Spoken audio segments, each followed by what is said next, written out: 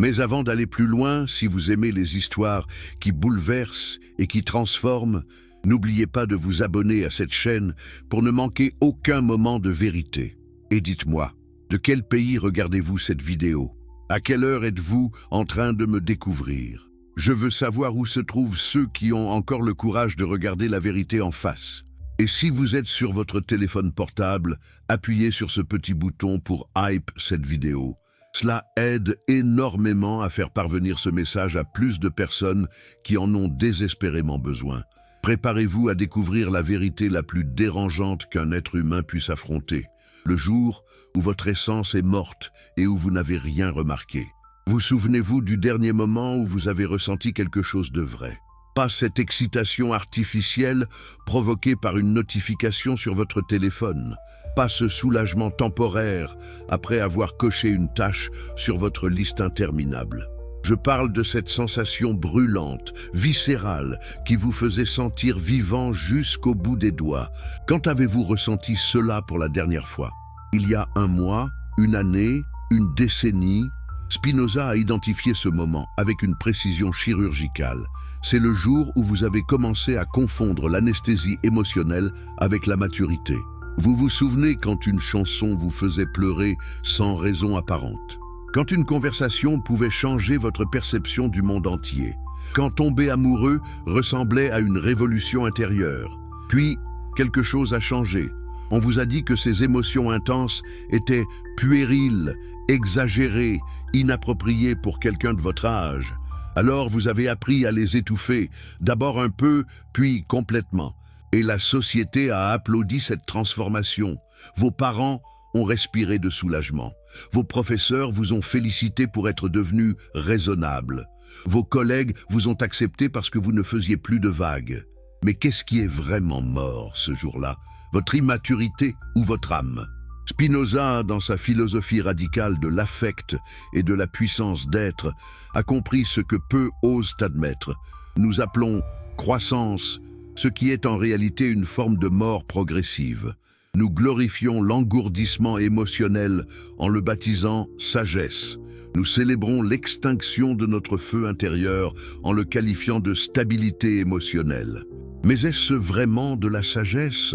Ou est-ce simplement que nous avons été si profondément blessés que nous avons décidé de ne plus jamais ressentir pour ne plus jamais souffrir? Regardez-vous maintenant. Combien de fois par jour simulez-vous des émotions que vous ne ressentez plus vraiment? Combien de sourires polis masquent un vide que vous n'osez pas regarder en face? Combien de « je vais bien » prononcez-vous alors que quelque chose en vous hurle le contraire? Cette performance quotidienne, cette mise en scène constante d'une personne qui aurait dû être heureuse selon les standards sociaux, n'est-ce pas épuisant? Et le plus tragique, c'est que vous avez fini par croire à votre propre mensonge. Vous vous êtes convaincu que cette absence de passion était normale, que cette neutralité émotionnelle était le signe d'un esprit équilibré, que cette indifférence croissante envers ce qui vous animait autrefois était le prix naturel de l'âge adulte. Mais Spinoza vous pose cette question dérangeante. Et si c'était exactement l'inverse? Et si cette mort émotionnelle était la plus grande tragédie de votre existence? Parce que voici ce que Spinoza a compris et que la plupart refusent d'accepter. Chaque émotion que vous réprimez ne disparaît pas simplement. Elle se transforme en une couche supplémentaire de protection, en un mur de plus entre vous et le monde. En une barrière additionnelle entre qui vous êtes vraiment et qui vous prétendez être. Vous avez construit ces fortifications pierre par pierre, déception après déception, trahison après trahison, rejet après rejet. Au début, c'était pour vous protéger. Un mécanisme de survie parfaitement légitime. Quand quelqu'un vous blesse, vous construisez un rempart pour que cela ne se reproduise pas. Quand on piétine votre confiance, vous érigez des barrières pour filtrer qui peut s'approcher.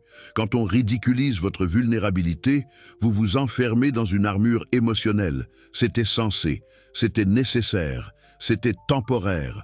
Sauf que ce n'est jamais resté temporaire, n'est-ce pas? Ces murs que vous avez construits pour vous protéger des autres sont devenus les barreaux de votre propre prison.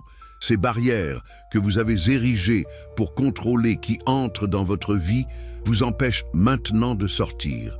Cette armure que vous portiez pour ne plus être blessé est devenue si lourde que vous ne pouvez plus bouger. Et le plus ironique, vous appelez cela avoir appris de vos erreurs. Mais Spinoza vous confronte à une vérité déchirante. Vous n'avez pas appris à vous protéger du monde. Vous avez appris à vous protéger de la vie elle-même. Vous ne filtrez plus seulement les expériences potentiellement douloureuses, vous filtrez toutes les expériences. Vous n'évitez plus uniquement les personnes toxiques, vous évitez toute forme de connexion profonde. Vous ne vous protégez plus contre les déceptions spécifiques, vous vous protégez contre toute forme d'espoir. Parce que voici le secret terrible que personne ne vous dit. Il est infiniment plus facile de ne rien ressentir que de risquer de ressentir la mauvaise chose. Il est tellement plus simple de vivre dans l'engourdissement que de naviguer dans la complexité des émotions authentiques. Il est tellement plus sûr de s'éteindre progressivement que de brûler avec l'intensité de quelqu'un qui vit vraiment. Alors, vous avez choisi la sécurité. Et dans ce choix, vous avez abandonné votre vitalité. Spinoza appelait cela la perversion de l'autoconservation, quand l'instinct naturel de préserver son être se transforme en instinct de ne pas être du tout. Parce que si vous n'existez pas vraiment, vous ne pouvez pas vraiment souffrir.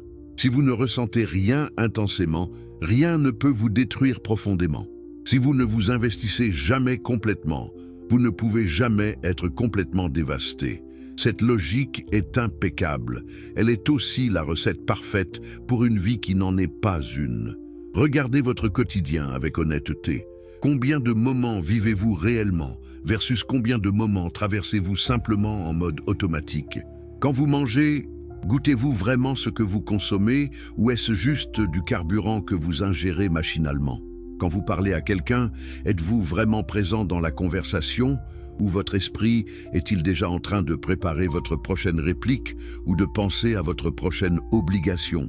Quand vous regardez un coucher de soleil, le voyez-vous vraiment ou prenez-vous juste une photo pour Instagram avant de retourner à votre téléphone? Cette absence chronique de présence, Spinoza l'avait identifiée comme le symptôme principal d'une âme en faillite. Vous êtes physiquement ici, mais existentiellement ailleurs. Votre corps traverse les mouvements de la vie, mais votre essence s'est retirée quelque part dans les profondeurs, dans un bunker mental où elle se terre, terrifiée à l'idée de sortir et de risquer à nouveau d'être blessée. Et pendant que votre essence se cache, votre vie se déroule sans vous. Les jours deviennent des semaines, les semaines des mois, les mois des années. Et vous continuez à exister sans vraiment vivre. Le plus tragique, vous avez fait un marché dont vous n'avez jamais négocié les termes consciemment. Une transaction faustienne que personne ne vous a expliquée, mais que vous honorez religieusement chaque jour. Vous avez échangé votre vitalité contre la sécurité, votre authenticité contre l'acceptation, votre passion contre la prévisibilité, votre feu intérieur contre la paix sociale. Et le monde autour de vous a célébré cette transaction comme si c'était une victoire. Vos parents étaient soulagés que vous arrêtiez de rêver éveillé et commenciez à être réaliste. Vos enseignants étaient fiers que vous abandonniez vos ambitions irréalistes pour des objectifs atteignables. Vos amis étaient contents que vous arrêtiez d'être trop intense et deveniez plus cool. Votre partenaire était heureux que vous cessiez d'être compliqué et deveniez facile à vivre. Tout le monde applaudissait pendant que vous vous vendiez à rabais. Et quel était le prix? Spinoza serait implacable dans son analyse. Vous avez vendu votre âme pour des miettes d'approbation sociale. Vous avez troqué l'infini de vos possibilités contre un salaire mensuel régulier. Vous avez sacrifié la magnificence de qui vous auriez pu devenir sur l'autel de qui vous étiez censé être.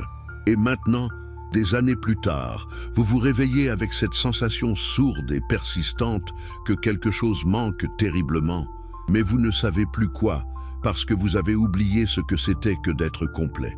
Cette amnésie existentielle est peut-être le coup de génie le plus cruel de votre propre conditionnement. Vous ne vous souvenez même plus de qui vous étiez avant de commencer à vous conformer. Vous ne savez plus distinguer entre vos désirs authentiques et ceux qu'on vous a programmés à avoir. Vous ne pouvez plus séparer vos peurs légitimes de celles qu'on vous a implantées pour vous contrôler. Vous êtes devenu un étranger pour vous-même. Et le plus terrifiant, vous avez fini par trouver cela normal. Spinoza vous pose cette question qui va vous hanter. Combien de décisions que vous prenez chaque jour sont vraiment les vôtres? Combien de vos choix reflètent réellement ce que vous voulez versus ce que vous pensez devoir vouloir? Combien de vos actions expriment votre nature authentique versus la performance d'un rôle que vous avez accepté de jouer? Si vous êtes complètement honnête, et c'est le moment de l'être, combien de votre vie est vraiment la vôtre? Cette interrogation devrait vous terrifier, parce que si la réponse est « pas beaucoup » ou pire « je ne sais pas », alors vous n'êtes pas en train de vivre votre vie. Vous êtes en train de vivre une vie que quelqu'un d'autre a écrite pour vous. Vous êtes en train de jouer un rôle dans une pièce dont vous n'avez jamais lu le script complet. Vous êtes en train d'exécuter un programme que vous n'avez jamais consciemment accepté d'installer. Vous êtes, dans les termes les plus brutaux possibles, un automate humain qui a oublié qu'il était censé être un être vivant. Et voici où le génie de Spinoza devient vraiment dérangeant. Il ne vous offre pas de réconfort facile. Il ne vous dit pas que ce n'est pas votre faute. Il ne vous permet pas de vous réfugier dans le statut confortable de victime des circonstances. Non, Spinoza vous confronte à votre propre complicité dans ce processus. Parce que oui, le monde a essayé de vous formater. Oui, la société a tenté de vous conformer. Oui, les autres ont essayé de vous diminuer. Mais à un moment donné, vous avez accepté. Vous avez consenti. Vous avez dit oui à votre propre domestication. Personne ne peut vous voler votre âme sans votre permission. Personne ne peut éteindre votre feu si vous choisissez de continuer à le nourrir. Personne ne peut vous transformer en zombie émotionnel si vous résistez à chaque étape du processus. Mais résister est épuisant. Résister est solitaire. Résister vous met en conflit avec presque tout et tout le monde. Alors à un moment, vous avez arrêté de résister. Vous avez baissé les bras, vous avez accepté la défaite déguisée en compromis raisonnable. Et maintenant, regardez où cela vous a mené. Vous avez tout ce qui était censé vous rendre heureux, mais vous êtes vide. Vous avez coché toutes les cases de la réussite sociale, mais vous vous sentez comme un échec existentiel. Vous avez construit une vie que tout le monde envie, mais que vous-même supportez à peine, parce que cette vie n'a jamais été vraiment la vôtre.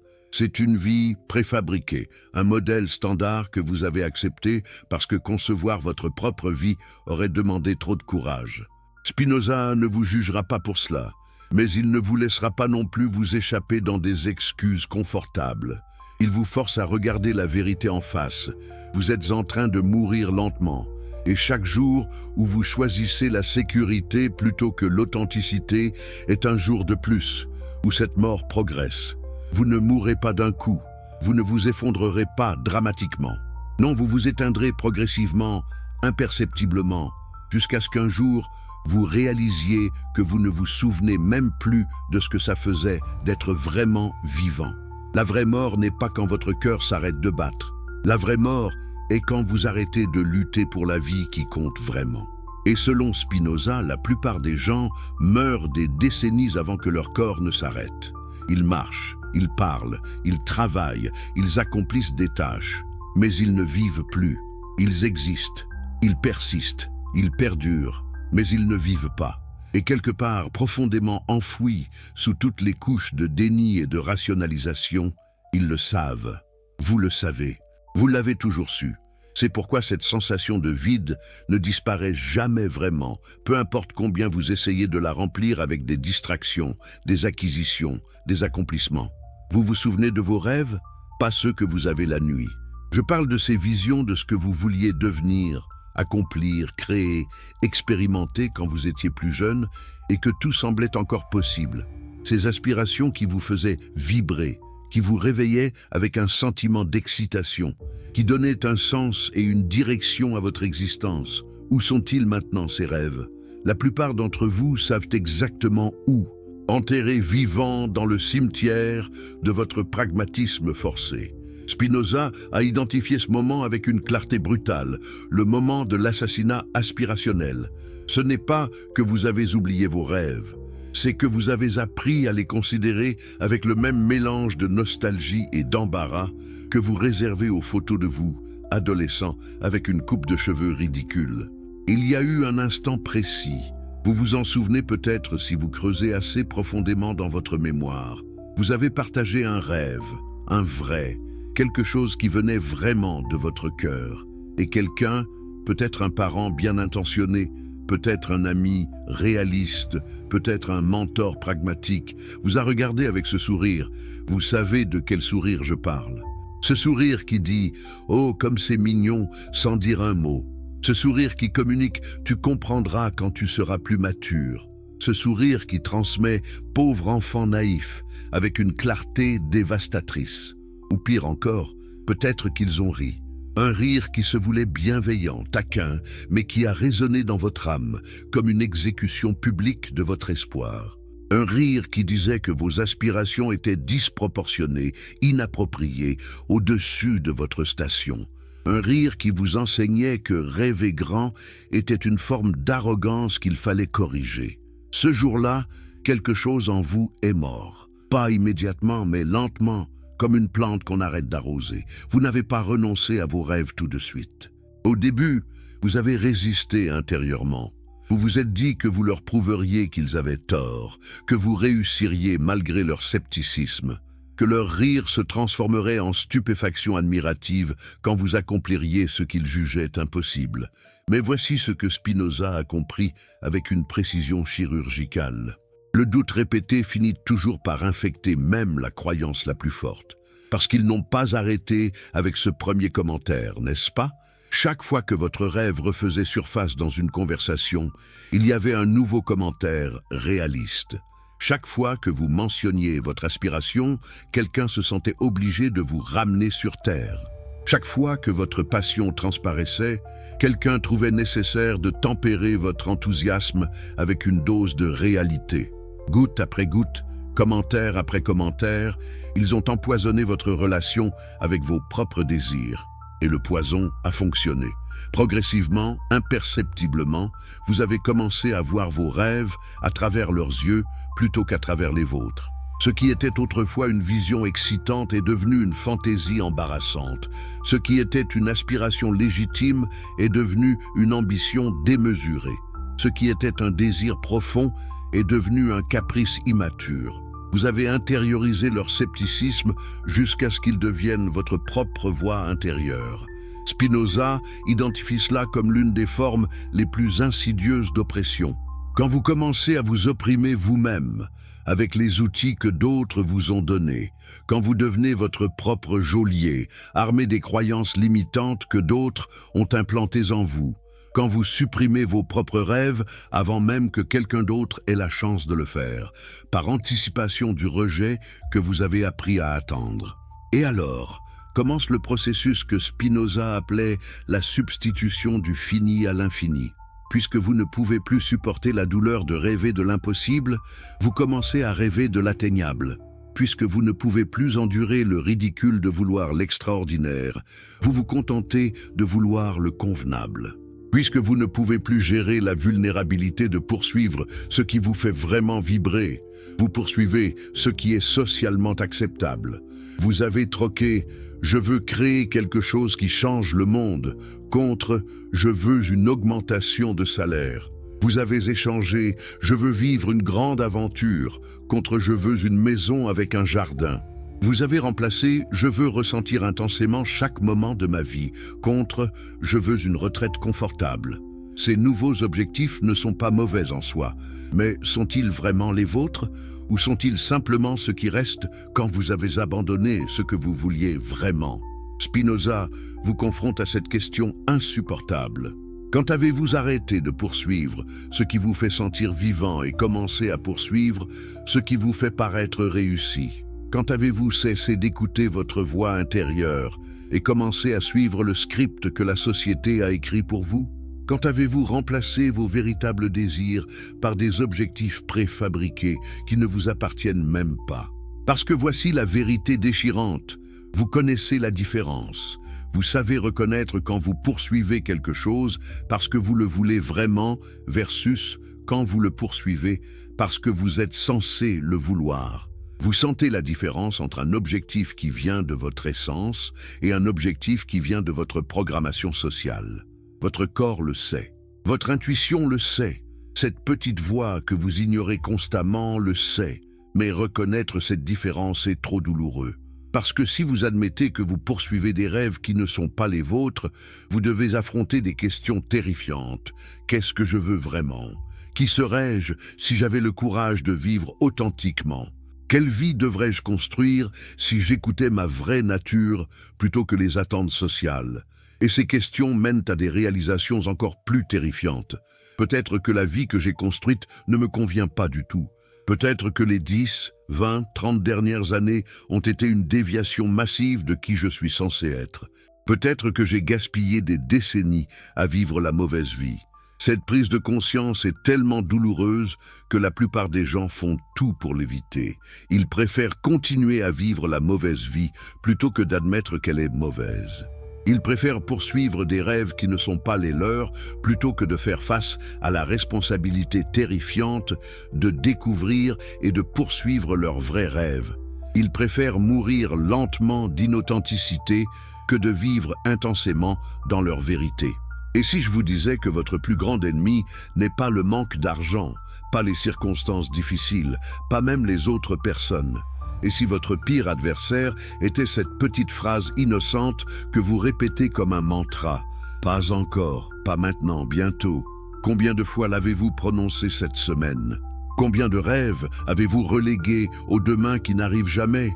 Spinoza, avec sa lame philosophique affûtée, a disséqué ce mécanisme qu'il appelait la procrastination existentielle. Pas celle des tâches banales, mais celle qui sabote l'essence même de votre être. Pensez à tous ces « quand » qui parsèment votre vocabulaire. Quand j'aurai plus d'argent, je voyagerai. Quand les enfants seront grands, je me lancerai. Quand je serai à la retraite, je vivrai vraiment. Ces phrases ne sont pas innocentes. Elles sont des chaînes déguisées en patience vertueuse. Elles transforment votre vie en une attente perpétuelle, un vestibule infini où le vrai salon, celui de l'existence authentique, reste verrouillé. Mais demandez-vous, ce futur fantasmé arrivera-t-il jamais? Ou est-ce simplement une excuse sophistiquée pour ne jamais commencer? Spinoza ne se contentait pas de décrire le problème. Il le diagnostiquait comme une perversion de notre puissance d'agir.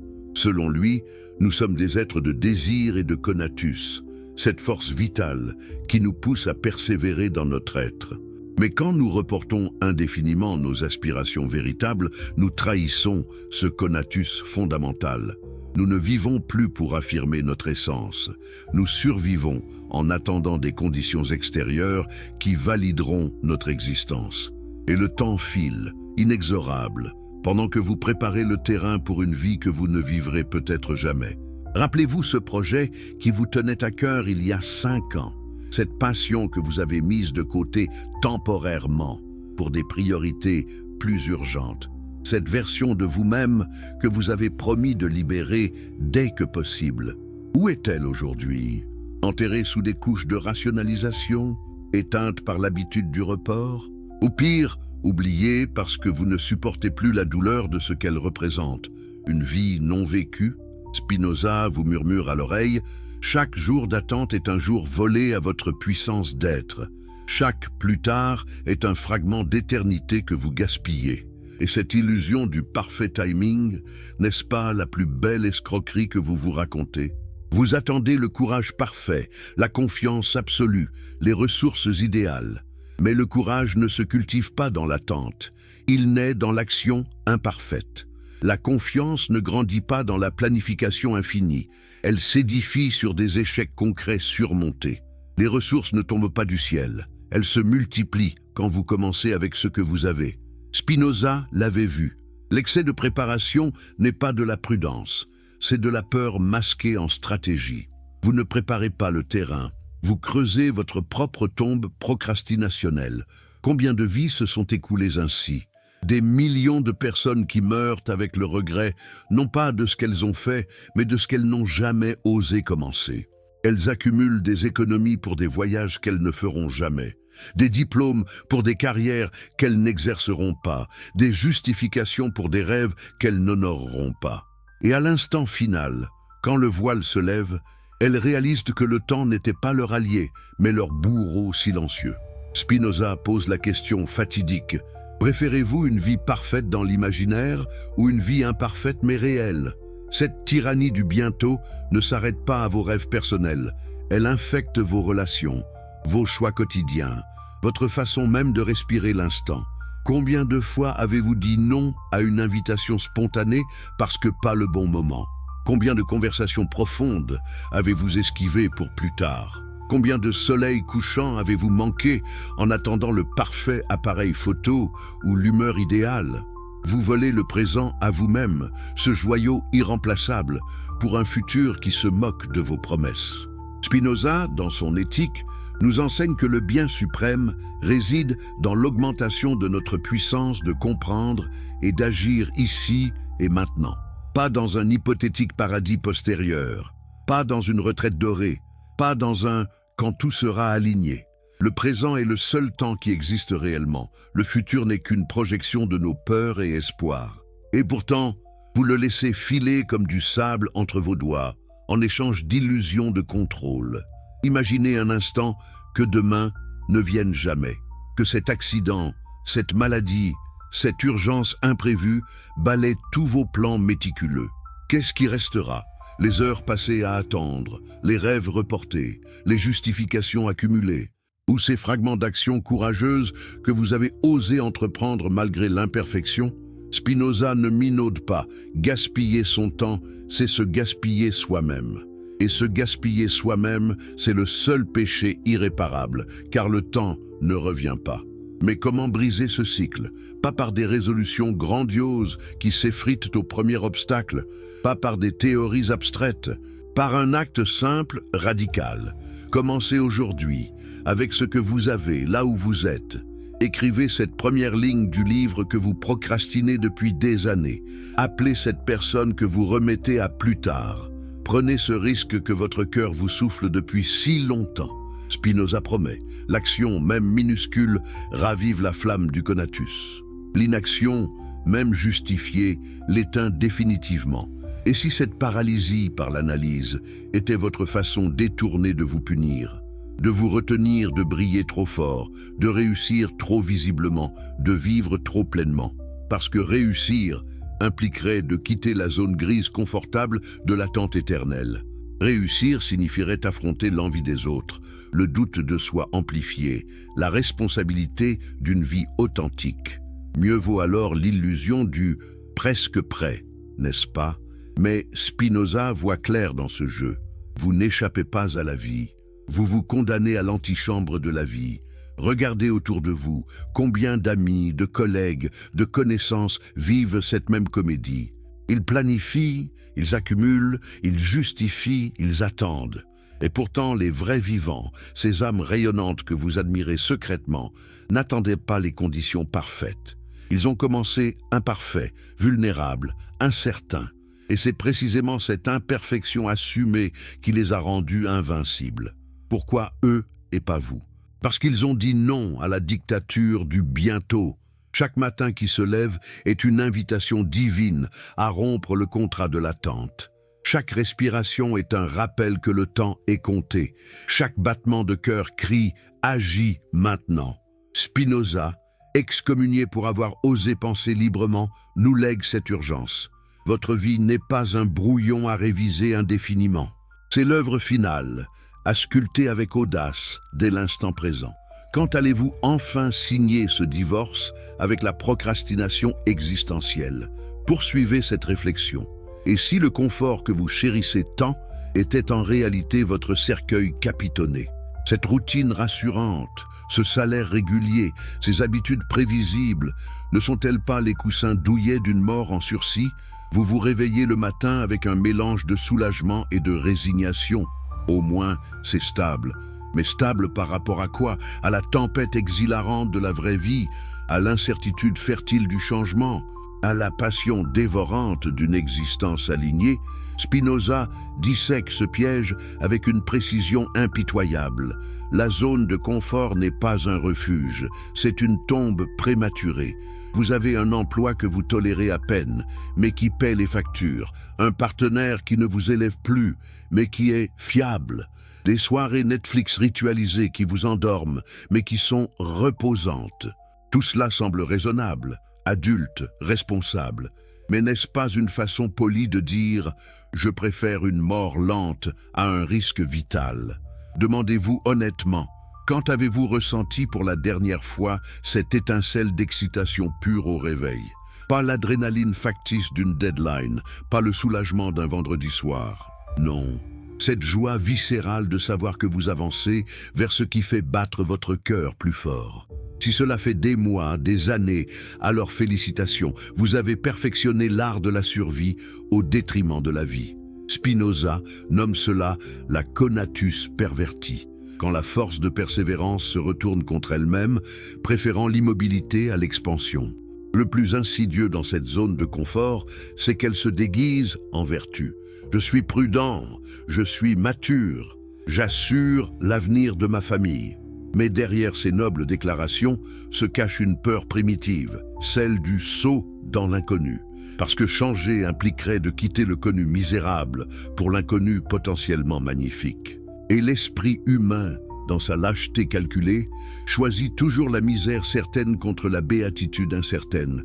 Rappelez-vous ce moment où vous avez choisi la sécurité au lieu de la passion. Peut-être était-ce cette offre d'emploi stable au lieu du projet entrepreneurial risqué. Peut-être cette relation confortable au lieu de l'amour ardent, mais compliqué. Peut-être cette maison en banlieue au lieu de l'aventure nomade. Chaque choix semblait logique sur le papier, mais sur le registre de votre âme, c'était une capitulation.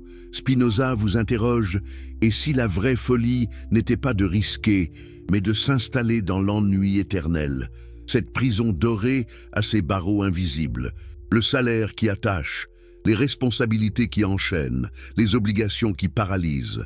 Vous devenez le défenseur zélé de votre propre captivité, argumentant que la liberté est chaotique, irresponsable, immature. Regardez ces rêveurs qui échouent, dites-vous pour vous rassurer. Mais Spinoza rétorque, regardez plutôt ces rêveurs qui triomphent justement parce qu'ils ont osé l'échec. La sécurité n'est pas un bouclier, c'est une toxine qui atrophie l'âme, et le corps le sait. Cette fatigue chronique qui n'est pas physique, cette tension permanente dans les épaules, ces nuits agitées où les rêves refoulés percent le voile du sommeil. Votre organisme hurle ce que votre mental étouffe. Sortez de cette tombe. Mais vous l'ignorez, préférant l'analgésique de la routine à la chirurgie radicale du changement. Combien de temps encore supporterez-vous cette hypocrisie? Prétendre vivre alors que vous végétez. Spinoza offre une issue impitoyable. Le vrai confort naît du courage, non de l'inertie. Les âmes épanouies que vous enviez ne sont pas chanceuses, elles sont audacieuses. Elles ont quitté la zone de confort non pas une fois, mais continuellement, transformant chaque sortie en nouvelle expansion de leur être. Votre zone actuelle n'est pas un havre, c'est un hospice pour âmes en coma. Quand briserez-vous les vitres pour respirer l'air vif de la vraie vie? Pensez à ces chaînes mentales que vous avez forgées vous-même. Elles tannent doucement à chaque décision, vous rappelant « reste petit, reste prévisible, reste conforme ». Mais au fond, une révolte couve, une voix murmure « et si j'osais, et si je trahissais ces limites auto-imposées ». Spinoza applaudirait cette insurrection intérieure, parce que la trahison suprême n'est pas celle des autres, c'est celle de soi-même. Le moment fatidique arrive quand vous devenez votre pire ennemi. Vous sabotez vos propres élans avant qu'ils ne prennent forme. Vous ridiculisez vos intuitions avant que quiconque ne puisse le faire. Vous vous convenez que vous ne méritez pas, ne pouvez pas, ne devriez pas. Cet autosabotage n'est pas accidentel. C'est systématique, calculé pour maintenir le statu quo de votre médiocrité confortable. Spinoza diagnostique cela comme l'intériorisation du jugement externe. Les voix critiques de l'enfance, parents, enseignants, pères, se sont mués en votre monologue intérieur impitoyable. Tu n'es pas assez bon. Qui te crois-tu? Tu vas échouer lamentablement. Ces phrases ne sont plus des échos. Elles sont votre script de vie. Et le plus tragique, vous les prenez pour de la raison objective. Quand avez-vous pour la dernière fois agi sans cette voix parasitaire, sans anticiper l'échec, sans mesurer l'approbation potentielle, sans calculer le ridicule possible? Si cela fait une éternité, alors vous n'agissez plus, vous calculez l'inaction. Spinoza révèle: cette voix impostrice n'est pas votre alliée prudente, c'est votre geôlier masqué. Elle vous maintient dans la petite vie que vous détestez secrètement, sous prétexte de vous protéger. Et ce pacte tacite avec la médiocrité, vous avez baissé vos standards progressivement, comme on s'habitue à une lumière tamisée. Vous acceptez des relations tièdes, des jobs sans âme, des journées sans étincelles. C'est la vie réelle, dites-vous. Mais Spinoza hurle, la réalité n'est pas synonyme de résignation. Elle est le terrain où votre puissance se déploie ou s'atrophie. Vous avez choisi l'atrophie par peur de l'éclat. Chaque silence auto-imposé est une complicité dans votre effacement. Chaque fois que vous vous retenez pour ne pas déranger, vous vous effacez un peu plus. Chaque compromis pour éviter le conflit vous rend plus transparent. Spinoza avertit, personne ne peut vous apaiser sans votre consentement actif. Vous êtes le co-auteur de votre disparition. Mais l'aube de la rébellion pointe. Et si vous vous trahissiez délibérément? Et si vous agissiez contre cette voix intérieure, juste pour voir? Spinoza promet que chaque acte de désobéissance à votre geôlier intérieur ravive votre feu originel. La trahison de soi peut devenir la libération suprême. Quand commencerez-vous à vous trahir magnifiquement? Votre organisme ne ment jamais, tandis que votre mental élabore des théories sophistiquées pour justifier l'injustifiable, votre corps crie la vérité brute. Cette insomnie chronique qui vous vole vos nuits les plus précieuses, n'est-elle pas le symptôme d'une âme qui refuse de s'éteindre dans le silence?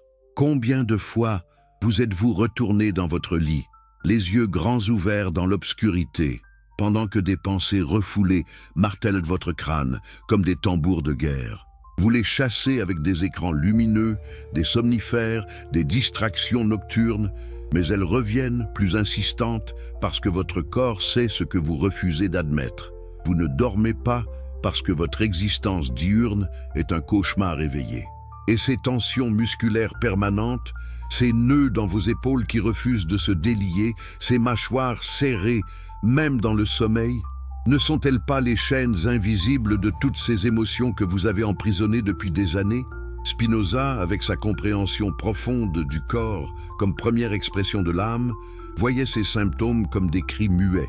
Votre squelette porte le poids de vos non-dits, vos muscles contractés retiennent vos colères inexprimées, votre système nerveux vibre d'une énergie vitale bloquée qui cherche désespérément une issue. Mais au lieu de libérer cette force, vous la comprimez davantage, transformant votre enveloppe charnelle en cocotte-minute philosophique. Pensez à ces maladies inexpliquées qui surgissent sans crier gare. Migraines rebelles, troubles digestifs chroniques, douleurs articulaires précoces. Les médecins haussent les épaules, rien de grave sur les examens. Mais votre intuition hurle le contraire. N'est-ce pas votre psyché qui somatise ce qu'elle ne peut plus contenir? Spinoza l'expliquait par le déséquilibre des affects. Quand la joie authentique cède la place à la tristesse passive, le corps traduit cette faillite intérieure en alarme physique. Chaque cellule de votre être proteste contre cette vie contrefaite, et pourtant vous prescrivez plus de médicaments plutôt que plus de vérité. Cette fatigue abyssale qui survient même après 10 heures de sommeil, cette léthargie qui vous cloue au sol dès le milieu de matinée, n'est-elle pas le deuil physique de la personne que vous auriez pu être? Votre énergie vitale, ce conatus spinoziste, s'épuise à maintenir l'illusion quotidienne. Vous dépensez une fortune en vitamines, en compléments, en régime miracle, mais le vrai remède reste invisible. Alignez votre vie sur votre essence profonde. Combien de fois avez-vous tenté de recharger les batteries en vacances pour revenir encore plus vidé? Parce que le repos ne guérit pas une âme en faillite, seule l'action authentique la ressuscite. Et cette tristesse sans cause apparente qui vous submerge par vagues, vous avez tout sur papier. Un toit, un compte en banque, des relations stables. Pourtant, un vide béant creuse votre poitrine. N'est-ce pas le luto existentiel dont parlait Spinoza, le deuil de la vie non vécue? Vous pleurez intérieurement la mort symbolique de vos passions, de vos rêves enterrés, de cette version flamboyante de vous-même que vous avez sacrifiée sur l'autel de la conformité. Les antidépresseurs masquent les symptômes, mais ils n'effacent pas la cause. Vous êtes en deuil perpétuel de vous-même. Combien de fois avez-vous éclaté pour des riens? Un embouteillage banal qui déclenche une rage homérique, une remarque anodine qui vous blesse comme une lame, un oubli mineur qui vous plonge dans la fureur. N'est-ce pas l'accumulation de décennies de frustration refoulée qui jaillit par les fissures? Spinoza diagnostiquait cela comme la passion triste explosant en colère irrationnelle. Votre baromètre émotionnel est déréglé parce que vous avez ignoré la pression montante trop longtemps. La petite goutte n'est pas lourde, elle est simplement la dernière d'un océan comprimé. Votre addiction aux écrans, aux séries binge-watchées, aux scrolls infinis, n'est-ce pas une fuite sophistiquée de la confrontation intérieure? Vous noyez la voix de votre âme dans un océan numérique pour éviter le silence révélateur. Spinoza verrait cela comme une servitude aux affects passifs. Le divertissement n'est pas repos, c'est anesthésie. Combien d'heures passez-vous à fuir vous-même? Et si vous arrêtiez juste 5 minutes, que diriez-vous à cette âme blessée qui attend depuis si longtemps? Ces signaux ne sont pas des caprices, ils sont les derniers avertissements avant l'effondrement total. Votre corps est le temple délabré d'une divinité oubliée. Combien de temps encore ignorerez-vous ces appels au secours? Spinoza vous exhorte. Écoutez, avant qu'il ne soit trop tard. La résurrection commence par honorer ces messagers muets. Quand oserez-vous enfin les entendre? Maintenant, imaginez ce pivot cosmique. Et si la faillite de votre âme n'était pas une sentence à vie, mais une invitation à la renaissance la plus spectaculaire? Spinoza, exilé pour sa quête impitoyable de vérité, révèle que la mort symbolique précède toujours la vie authentique. Vous devez d'abord incinérer l'ancien soi, tous ces compromis, ces masques, ces chaînes auto-imposées, pour que le phénix authentique émerge des cendres. Mais ce processus terrifie, n'est-ce pas? Parce qu'il exige de lâcher le connu misérable pour l'inconnu radieux. Le premier acte de résurrection, un non radical et sans appel. Non aux obligations vampires qui sucent votre vitalité. Non aux relations qui exigent votre effacement. Non aux attentes sociales qui contredisent votre nature profonde. Spinoza l'enseignait. Chaque refus aligné sur votre essence est un oui tonitruant à votre puissance d'être. Combien de oui automatiques avez-vous prononcé cette semaine au détriment de votre feu intérieur? Imaginez l'explosion de liberté en disant non, juste une fois aujourd'hui. Cette reconstruction ne se fait pas dans la tête, ni sur un tapis de méditation, ni via des séminaires coûteux. Elle s'opère dans l'arène de l'action courageuse et répétée. Spinoza était catégorique. La connaissance de soi naît de l'expérience concrète, pas de la spéculation oisive. Vous ne découvrez pas votre identité, vous la forgez dans le feu des choix audacieux. Quel est le premier pas minuscule que vous pouvez poser maintenant, malgré la peur qui hurle « Attends ». Le retour n'est pas à l'innocence perdue, mais à une version supérieure, trempée au creuset des épreuves. Celle-là ne craint plus le jugement parce qu'elle s'est jugée elle-même et s'est absoute. Elle ne fuit plus l'échec parce qu'elle sait que chaque chute est un tremplin. Elle ne mendie plus l'approbation parce qu'elle s'est approuvée dans sa vérité nue. Spinoza promettait « Cette renaissance est solitaire, ardue, sans garantie, mais infiniment préférable à l'agonie d'une vie inauthentique. Et si vous échouiez? Et si le monde vous rejetait? Et si la liberté s'avérait plus lourde que les chaînes? Spinoza rit de ces objections. La vraie servitude est de ne pas oser. Les âmes ressuscitées que vous admirez ont toutes traversé ces doutes. Elles ont persisté. Votre conatus, cette force indomptable, vous portera si vous cessez de le saboter. Quand signerez-vous l'acte de décès de votre ancien soi? Visualisez l'aurore de cette nouvelle existence, des matins vibrants d'anticipation véritable, des relations magnétiques basées sur l'authenticité, des journées sculptées par vos désirs profonds plutôt que par l'agenda imposé. N'est-ce pas cela, la vraie richesse? Spinoza culminait son éthique sur l'amour intellectuel de Dieu. non pas un mysticisme abstrait, mais l'union joyeuse avec l'ordre éternel via la compréhension active de soi et du monde. Votre résurrection n'est pas égoïste. Elle rayonne, élève, transforme tout autour. Mais cette renaissance exige un prix, l'acceptation de l'impermanence, du risque, de la vulnérabilité assumée. Plus de bouclier émotionnel, plus d'excuses rationnelles, plus de demi-mesure, tout ou rien. Spinoza, persécuté jusqu'à la fin pour sa liberté d'esprit, vous lance le défi. Mourrez-vous dans le confort de la médiocrité ou vivrez-vous dans l'inconfort glorieux de l'authenticité? Le choix est vôtre et il définit l'éternité. Pourtant, même après tous ces signaux ignorés, toutes ces trahisons auto-infligées, toutes ces zones de confort mortels, une étincelle persiste. Elle murmure dans vos silences les plus profonds, dans ces moments fugaces où le masque tombe. Elle attend que vous la saisissiez. Spinoza n'offrait pas de paradis facile. Il proposait une béatitude conquise, une joie active née de la compréhension lucide et de l'action intrépide. Votre faillite silencieuse n'est qu'un chapitre, pas la fin du livre. Alors voici la confrontation ultime.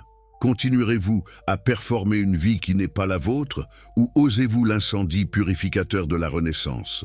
Votre corps hurle déjà la réponse. Votre intuition la connaît. Le monde attend votre retour, non comme une ombre conformiste, mais comme une force vitale rayonnante.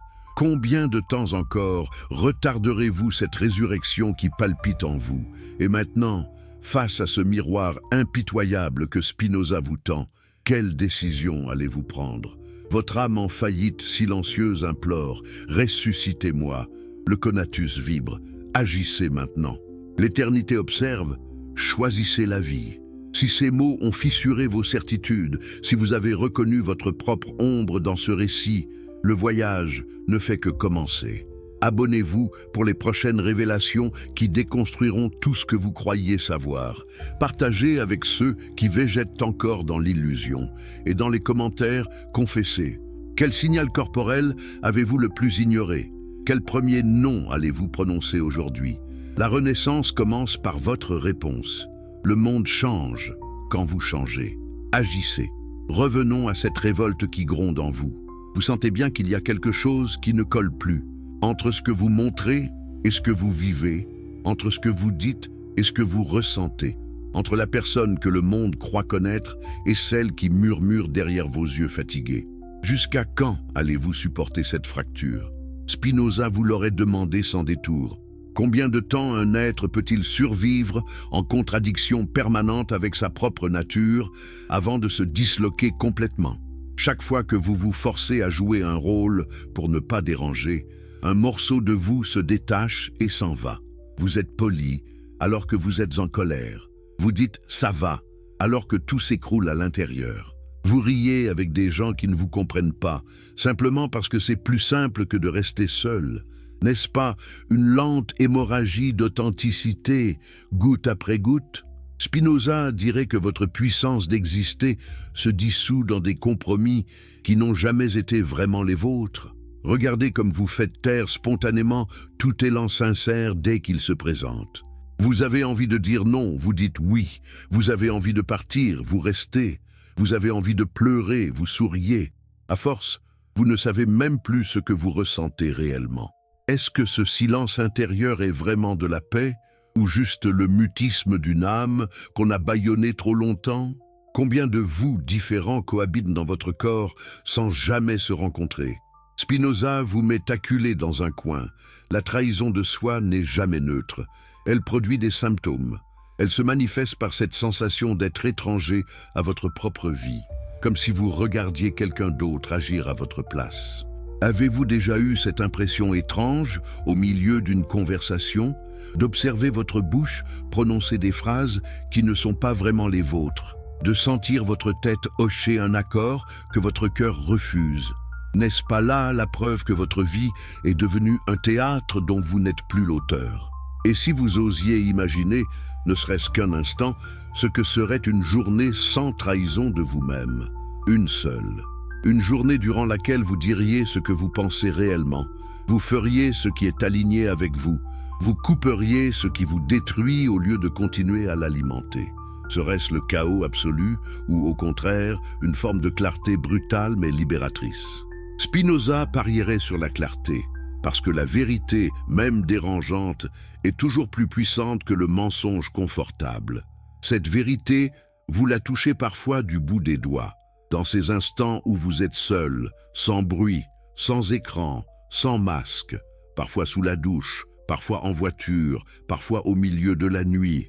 Une phrase surgit « Je ne peux plus continuer comme ça ». Elle vous traverse, vous glace, vous fait peur. Alors vite, vous la noyez, musique, réseau, travail, obligation. Mais elle revient, chaque fois un peu plus forte. Combien de temps encore pensez-vous pouvoir la faire taire? Spinoza serait intraitable. La servitude la plus profonde n'est pas imposée de l'extérieur, elle est auto-administrée.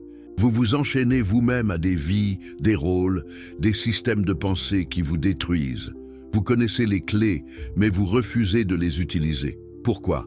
Par peur de ce qui se trouve derrière la porte. Par peur de découvrir que la liberté n'apporte pas que le soulagement, mais aussi la responsabilité totale de ce que vous deviendrez. Êtes-vous prêt à porter ce poids? La rédemption ne commence pas par de grands gestes héroïques. Elle commence par un acte minuscule, mais radical. Cessez de vous mentir à vous-même, ne serait-ce qu'une fois. Pouvez-vous supporter de rester quelques minutes sans justification, sans excuse, sans « oui mais ». Juste vous face à cette simple confession, je vis à côté de ma vie. Que se passerait-il si vous acceptiez cette phrase au lieu de la fuir? Tomberiez-vous en miettes ou commenceriez-vous enfin à vous rassembler? Spinoza croyait en une chose plus forte que toutes vos peurs réunies, votre conatus, cette force vitale têtue qui, malgré tous vos renoncements, continue de pousser en vous. Elle se manifeste par votre malaise, votre insatisfaction, votre incapacité à vous contenter d'une existence tiède. Vous croyez être défaillant parce que rien ne vous suffit. Et si c'était au contraire la preuve que quelque chose en vous refuse d'abandonner? N'est-ce pas ce reste d'exigence qui peut encore vous sauver? Regardez votre parcours. Et combien de fois avez-vous survécu à ce dont vous étiez sûr de ne jamais vous remettre?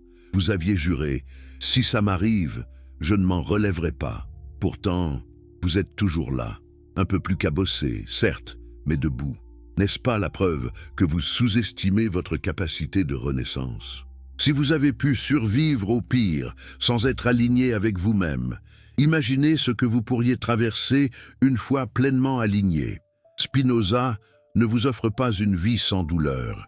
Il vous offre une vie où la douleur a un sens, parce qu'elle devient le prix d'une existence vraie, et non le symptôme d'une existence trahie. Préférez-vous la souffrance stérile de celui qui subit, ou la souffrance féconde de celui qui choisit? L'une vous casse en silence, l'autre vous construit en conscience. Où êtes-vous en ce moment, honnêtement? Dans quelle catégorie placez-vous vos larmes, vos insomnies, vos colères? Peut-être que la vraie question n'est pas « est-ce que j'en suis capable ?», mais plutôt « ai-je encore le luxe de ne pas essayer ?» Combien d'années croyez-vous avoir devant vous pour continuer ce jeu de cache-cache avec vous-même? 10, 20, 50? Et même si vous en aviez 1000, voudriez-vous vraiment les passer à vous fuir? Spinoza vous poserait la question autrement. Combien d'éternité voulez-vous gaspiller dans l'ignorance de qui vous êtes? Parce que, pour lui, chaque instant où vous vivez en vérité vous rapproche de l'éternité authentique, celle de l'esprit qui se connaît lui-même et comprend sa place dans l'ordre infini de la nature. Chaque instant où vous vous trahissez, au contraire, vous enferme dans une temporalité étroite, celle de la peur, de la confusion, de la servitude. Dans quelle temporalité voulez-vous passer vos prochains jours? Celle de la survie ou celle de la vie? Imaginez un scénario. Vous avez 80, 90 ans. Votre corps est fragile, votre temps est compté, les jeux semblent faits, vous regardez en arrière. Qu'aimeriez-vous ressentir à ce moment précis? De la fierté d'avoir osé, chuté, recommencé, aimé, perdu, construit, détruit, reconstruit, ou ce frisson glacé du regret? Tout était là, et je n'ai pas eu le courage de le saisir. Spinoza vous pousse à vous projeter là, maintenant, pour que chaque choix d'aujourd'hui réponde à cette scène finale. Et si le moment décisif, ce tournant que vous attendez depuis des années, ce un jour que vous répétez sans y croire, était justement celui-ci? Pas demain, pas après cette vidéo, pas après la prochaine excuse. Maintenant, ici, dans ce souffle que vous prenez en lisant ces mots. Qu'est-ce qui vous empêche, concrètement, de décider qu'à partir de ce jour, vous refusez toute nouvelle trahison de vous-même? La peur, l'habitude, le regard des autres? Spinoza vous dirait, ce ne sont pas des murs, seulement des ombres. L'ombre disparaît dès que vous rallumez la lumière, et la lumière, c'est votre décision. Non pas une décision spectaculaire que vous annoncerez à tout le monde, mais une décision intime, secrète, irrévocable. Je ne me tournerai plus jamais entièrement contre moi. Pouvez-vous faire cette promesse-là au moins? Pouvez-vous décider que, désormais, lorsque vous serez sur le point de vous écraser par réflexe, vous laisserez au moins une voix en vous dire « Attends, est-ce vraiment ce que je veux ?» Spinoza n'exige pas la perfection, il exige la lucidité, il sait que vous retomberez, que vous aurez peur, que vous ferez encore des compromis, mais il sait aussi que, dès l'instant où vous cessez de confondre la servitude avec le destin, quelque chose bascule définitivement, vous ne pourrez plus jamais vous mentir avec le même confort qu'avant. Chaque trahison de vous-même deviendra insupportable, et cette insupportabilité, loin d'être une malédiction, sera votre meilleur allié. Elle vous ramènera encore et encore vers la seule vie qui mérite d'être vécue, la vôtre. Alors, que ferez-vous quand cette vidéo se terminera? Reprendrez-vous votre routine comme si rien ne s'était passé? Ou oserez-vous un micro-geste de rupture? Envoyez ce message que vous repoussez depuis des mois. Fermez cette porte que vous laissez entrouverte par lâcheté. Ouvrir ce dossier, ce carnet, ce projet que vous avez enterré vivant. Ce ne sera peut-être pas spectaculaire pour le monde, mais pour vous, ce sera un séisme. Si vous êtes arrivé jusqu'ici, ce n'est pas un hasard. Quelque chose en vous a reconnu quelque chose en ces mots. Ne laissez pas cette reconnaissance mourir en silence. Dites-le. Dans les commentaires, inscrivez le premier geste concret que vous allez poser aujourd'hui contre votre propre trahison. Écrivez-le noir sur blanc. Engagez-vous. Et si ces mots ont mis le doigt sur une douleur que vous n'osiez plus nommer, abonnez-vous. Hypez cette vidéo. Si vous êtes sur votre téléphone, envoyez-la à quelqu'un dont vous savez qu'il se perd. Parce que votre résurrection commence peut-être ici, mais elle ne doit pas finir avec un simple scroll vers la suite. Revenons à cette révolte qui gronde en vous. Vous sentez bien qu'il y a quelque chose qui ne colle plus entre ce que vous montrez et ce que vous vivez, entre ce que vous dites et ce que vous ressentez, entre la personne que le monde croit connaître et celle qui murmure derrière vos yeux fatigués. Jusqu'à quand allez-vous supporter cette fracture? Spinoza vous l'aurait demandé sans détour. Combien de temps un être peut-il survivre en contradiction permanente avec sa propre nature avant de se disloquer complètement? Imaginez un arbre dont les racines poussent dans une direction et les branches dans une autre. À la première tempête, il se brise net. N'est-ce pas exactement ce qui se passe en vous, jour après jour, décision après décision forcée?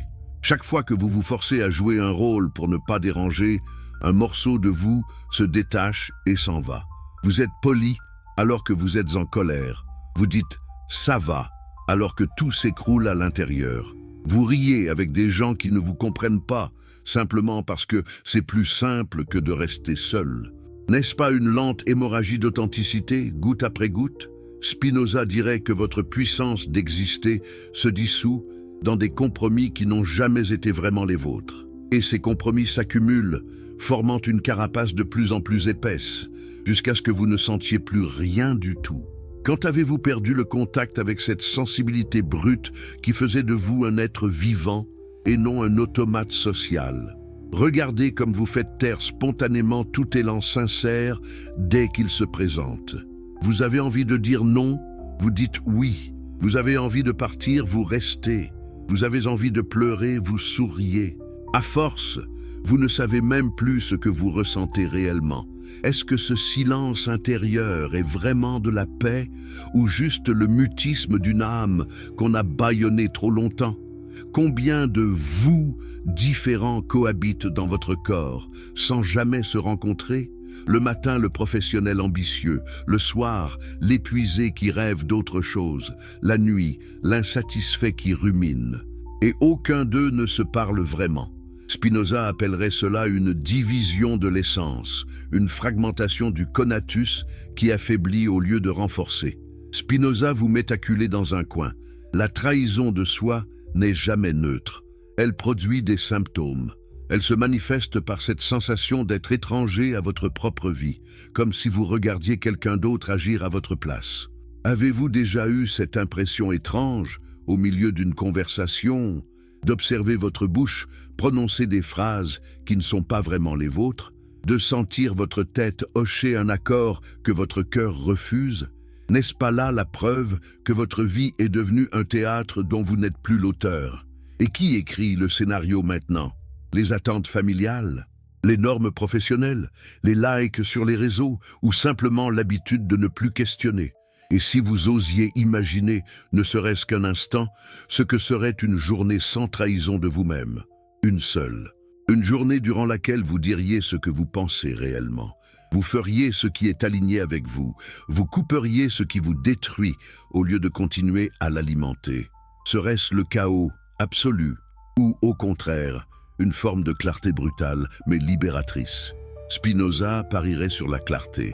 Parce que la vérité, même dérangeante, est toujours plus puissante que le mensonge confortable. Pensez à ces moments rares où vous avez osé être pleinement vous. Une conversation profonde sans filtre, un choix impulsif mais juste, un silence assumé au lieu d'une réponse automatique. N'avez-vous pas ressenti l'espace d'un instant une expansion de votre être, comme si l'univers entier s'ouvrait à vous? Cette vérité, vous la touchez parfois du bout des doigts.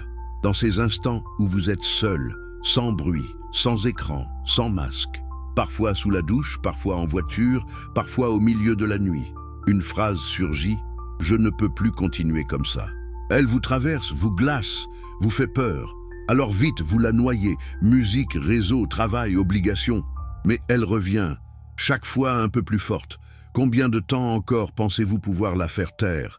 Et si cette voix n'était pas une ennemie, mais votre dernier allié fidèle, celui qui refuse de vous laisser sombrer définitivement dans l'oubli de vous-même?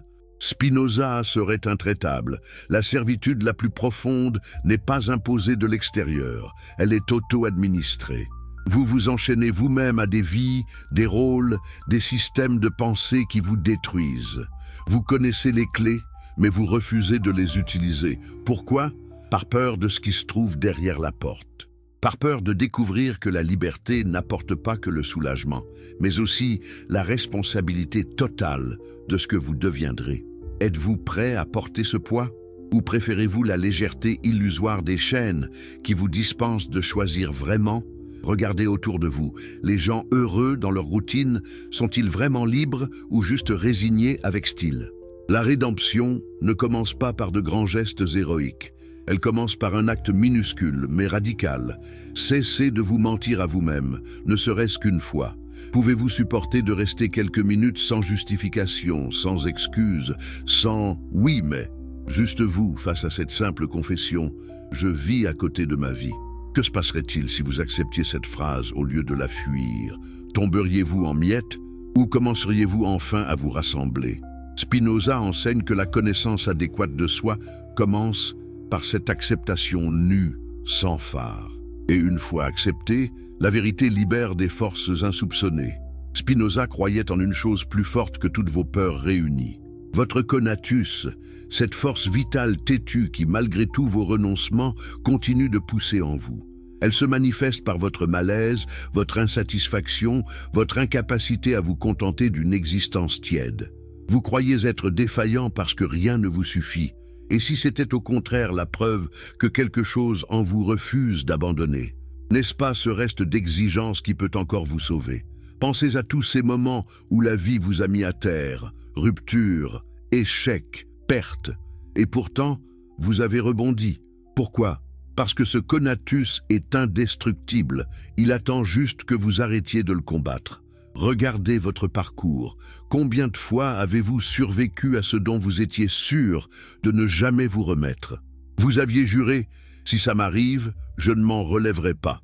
Pourtant, vous êtes toujours là. Un peu plus cabossé, certes, mais debout. N'est-ce pas la preuve que vous sous-estimez votre capacité de renaissance? Si vous avez pu survivre au pire sans être aligné avec vous-même, imaginez ce que vous pourriez traverser une fois pleinement aligné. Chaque cicatrice est un témoignage de cette résilience enfouie. Pourquoi la gaspiller dans une vie qui ne la mérite pas? Spinoza ne vous offre pas une vie sans douleur. Il vous offre une vie où la douleur a un sens, parce qu'elle devient le prix d'une existence vraie et non le symptôme d'une existence trahie. Préférez-vous la souffrance stérile de celui qui subit ou la souffrance féconde de celui qui choisit? L'une vous casse en silence, l'autre vous construit en conscience. Où êtes-vous en ce moment, honnêtement? Dans quelle catégorie placez-vous vos larmes, vos insomnies, vos colères? Et si vous cartographiez votre semaine passée, combien de douleurs inutiles pour des choix non assumés? Combien de potentiels triomphes étouffés par la peur? Peut-être que la vraie question n'est pas « est-ce que j'en suis capable ?», mais plutôt « ai-je encore le luxe de ne pas essayer ?» Combien d'années croyez-vous avoir devant vous pour continuer ce jeu de cache-cache avec vous-même? 10, 20, 50? Et même si vous en aviez 1000, voudriez-vous vraiment les passer à vous fuir? Spinoza vous poserait la question autrement. Combien d'éternité voulez-vous gaspiller dans l'ignorance de qui vous êtes? L'éternité spinoziste n'est pas un au-delà vague. C'est l'instant où vous comprenez pleinement votre place dans l'ordre naturel, libéré des illusions passagères. Parce que, pour lui, chaque instant où vous vivez en vérité vous rapproche de l'éternité authentique, celle de l'esprit qui se connaît lui-même et comprend sa place dans l'ordre infini de la nature. Chaque instant où vous vous trahissez, au contraire, vous enferme dans une temporalité étroite, celle de la peur, de la confusion, de la servitude. Dans quelle temporalité voulez-vous passer vos prochains jours? Celle de la survie ou celle de la vie? Imaginez vos enfants, vos proches, regardant votre cercueil. Diront-ils « il a vécu en sécurité » ou « il a vécu pleinement ». Votre legs se décide dès maintenant. Imaginez un scénario. Vous avez 80, 90 ans. Votre corps est fragile. Votre temps est compté. Les jeux semblent faits. Vous regardez en arrière.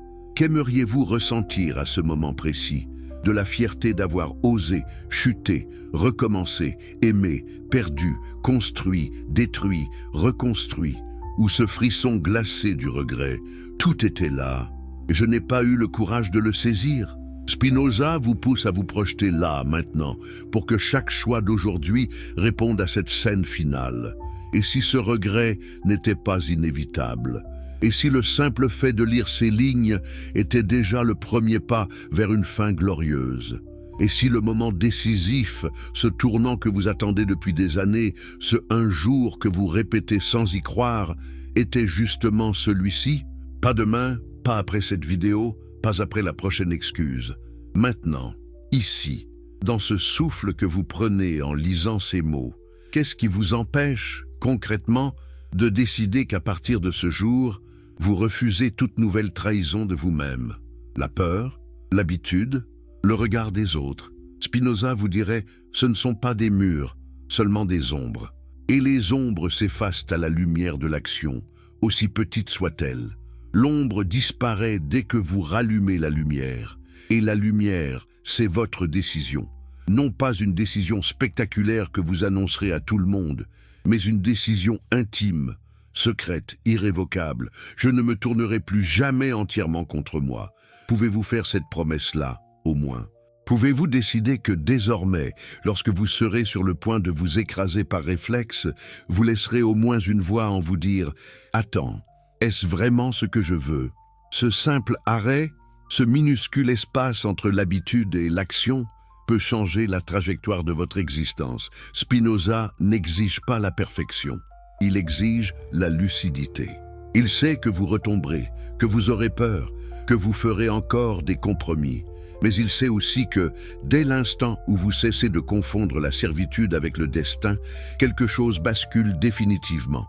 Vous ne pourrez plus jamais vous mentir avec le même confort qu'avant. Chaque trahison de vous-même deviendra insupportable. Et cette insupportabilité, loin d'être une malédiction, sera votre meilleur allié. Elle vous ramènera encore et encore vers la seule vie qui mérite d'être vécue, la vôtre. N'est-ce pas déjà le cas? Cette gêne que vous ressentez en lisant ces mots, n'est-ce pas le signe que le processus a commencé? Alors, que ferez-vous quand cette vidéo se terminera?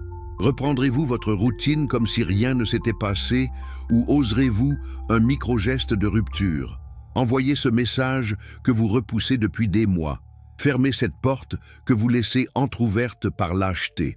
Ouvrir ce dossier, ce carnet, ce projet que vous avez enterré vivant. Ce ne sera peut-être pas spectaculaire pour le monde, mais pour vous, ce sera un séisme. Et ces séismes intimes sont ceux qui redessinent les continents de l'âme. Si vous êtes arrivé jusqu'ici, ce n'est pas un hasard. Quelque chose en vous a reconnu quelque chose en ces mots. Ne laissez pas cette reconnaissance mourir en silence. Dites-le. Dans les commentaires, inscrivez le premier geste concret que vous allez poser aujourd'hui contre votre propre trahison. Écrivez-le noir sur blanc.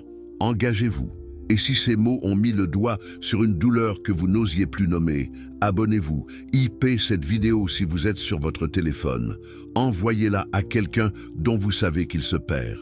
Parce que votre résurrection commence peut-être ici, mais elle ne doit pas finir avec un simple scroll vers la suite.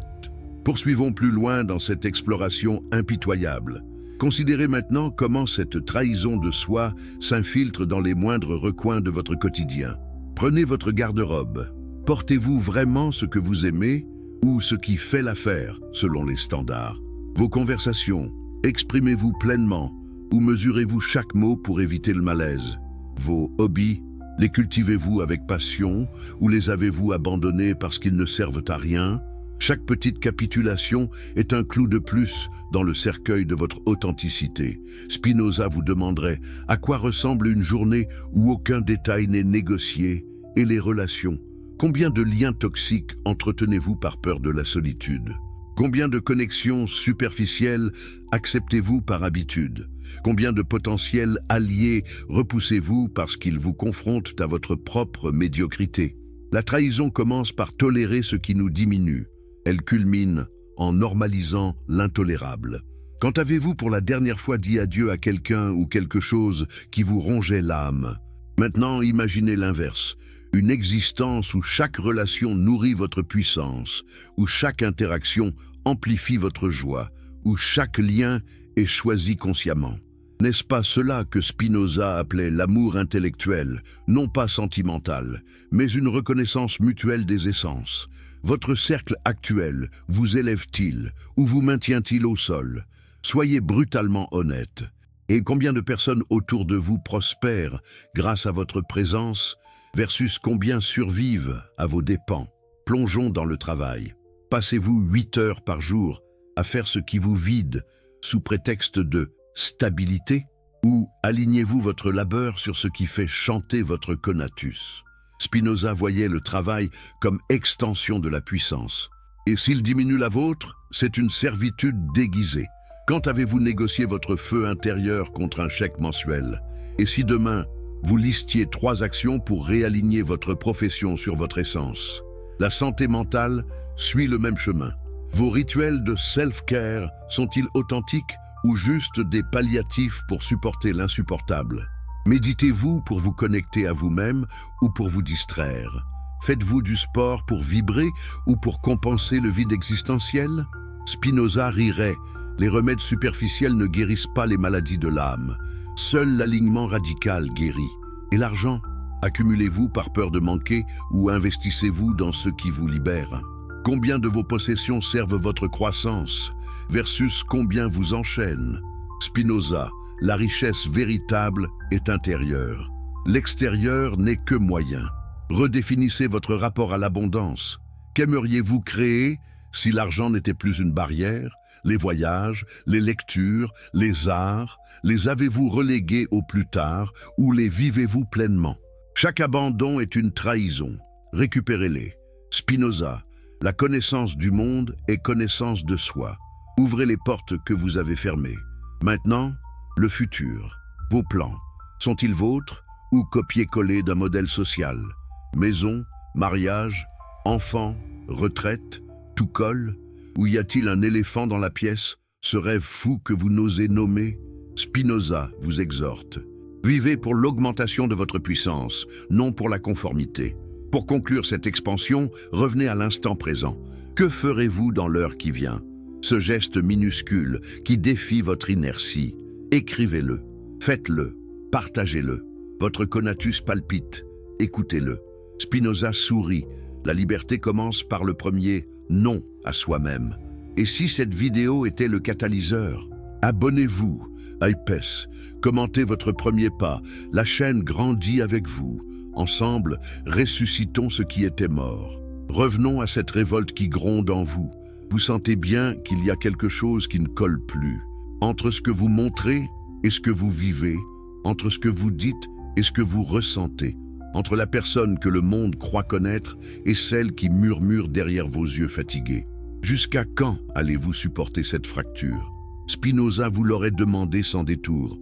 Combien de temps un être peut-il survivre en contradiction permanente avec sa propre nature avant de se disloquer complètement? Imaginez un arbre dont les racines poussent dans une direction et les branches dans une autre. À la première tempête, il se brise net. N'est-ce pas exactement ce qui se passe en vous, jour après jour, décision après décision forcée? Chaque matin qui se lève vous confronte à ce dilemme. Continuer à jouer le jeu ou commencer à écouter cette voix intérieure qui refuse la comédie. Et si cette fracture n'était pas une faiblesse, mais le signe que votre essence lutte encore pour émerger? Chaque fois que vous vous forcez à jouer un rôle pour ne pas déranger, un morceau de vous se détache et s'en va. Vous êtes poli alors que vous êtes en colère. Vous dites « ça va » alors que tout s'écroule à l'intérieur.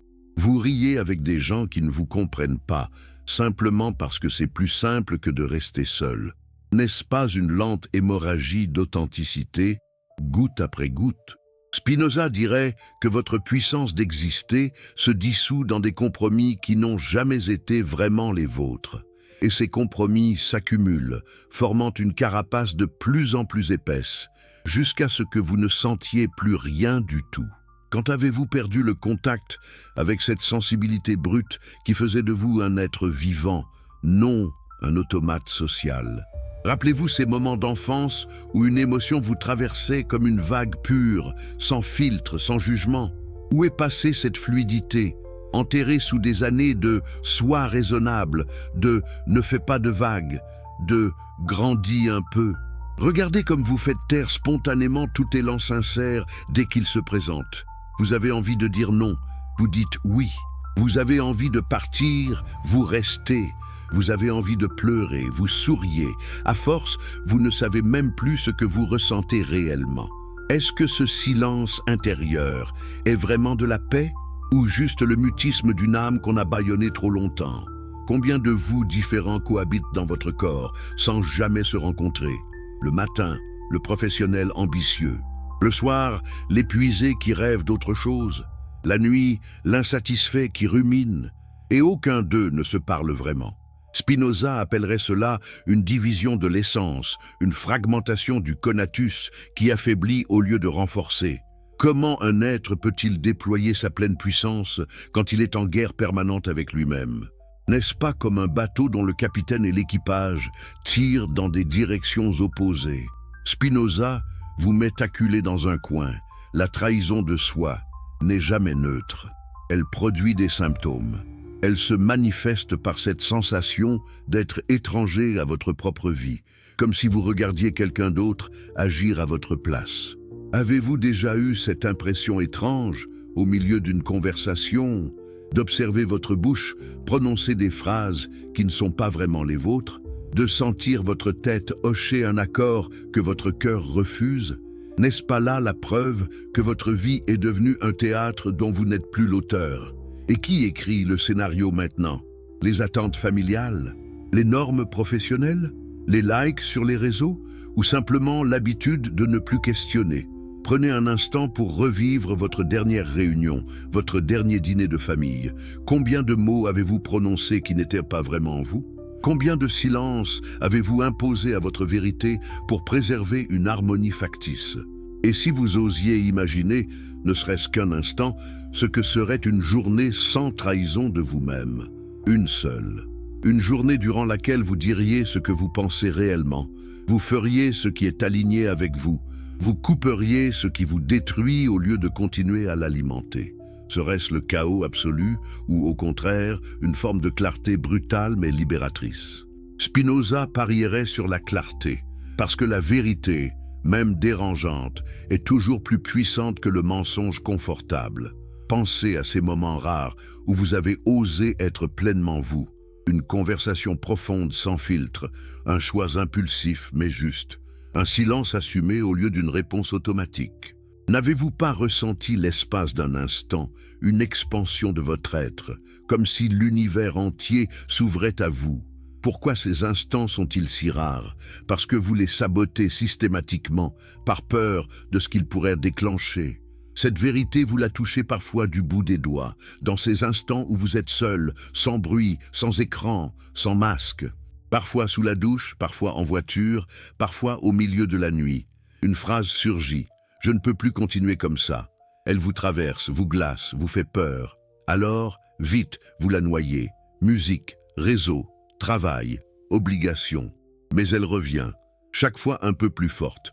Combien de temps encore pensez-vous pouvoir la faire taire? Et si cette voix n'était pas une ennemie, mais votre dernier allié fidèle, celui qui refuse de vous laisser sombrer définitivement dans l'oubli de vous-même? Écoutez-la vraiment. Que dit-elle exactement? Quelles sont les phrases précises qui surgissent dans ces silences? Ne sont-elles pas un plan de libération déguisé en malaise?